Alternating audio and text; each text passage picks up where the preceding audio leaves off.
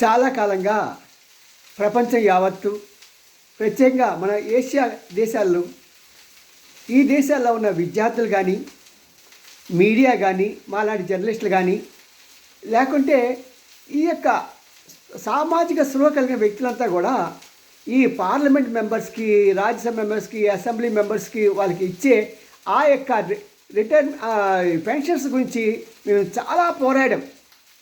చాలా దాని ఫలితంగా ఇప్పుడు ఏమైందంటే, శ్రీలంకలో మొట్టమొదటి విజయం సాధించాం. శ్రీలంకలో అక్కడ ఉన్న అసెంబ్లీ మెంబర్స్కి, పార్లమెంటరీ మెంబర్స్కి అందరికీ కూడా వాళ్ళ తోకలు కత్తిరించేశారు. అంటే పెన్షన్స్ లేవు ఇంకా.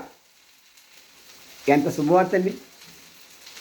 ఇప్పుడు కష్టపడి జీవితాంతం కష్టపడి 30 ఏళ్ళు, 35 ఏళ్ళు, 40 ఏళ్ళు పగలనక రాత్రనక శ్రమపడిన బ్యాంక్ ఎంప్లాయీస్, లేకపోతే ఇది గవర్నమెంట్ ఎంప్లాయీస్కి, టీచర్స్కి ఎక్కడికి వెళ్తే, ఎలక్షన్స్ వెళ్తే అక్కడ డ్యూటీ వేసి అన్నీ చేసిన వాళ్ళకే పెన్షన్స్ లేనప్పుడు ఈ యొక్క మెంబర్స్కి వాళ్ళకి పెన్షన్స్ ఏంటండి? చాలా దారుణం కదా.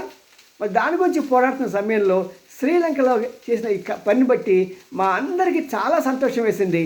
ఇప్పటికైనా సరే ఈ యొక్క వర్గాలన్నీ కూడా ఎవరికైతే పెన్షన్స్ ఉన్నాయో వాళ్ళంతా కూడా కలిసికట్టుగా పార్లమెంట్ మెంబర్స్కి, అసెంబ్లీ మెంబర్స్కి ఉన్నటువంటి ఆ పెన్షన్స్ కట్ చేసి ఏ ఏ తరగతుల వారికి, అంటే బ్యాంక్ ఎంప్లాయీస్ కానీ, టీచర్స్ కానీ, ఇంకా ఎవరికైతే లేవో కనీసం నామినల్గా కొంత మొత్తం అయినా సరే, ఇదివరకు ఇచ్చినంత కాకపోయినా సరే కనీసం ఒక సామాన్య మానవుడు బతకడానికి కావాల్సిన భత్యం ఇవ్వాల్సిన ఆవశ్యకత భారత ప్రభుత్వాల మీద ఉంది.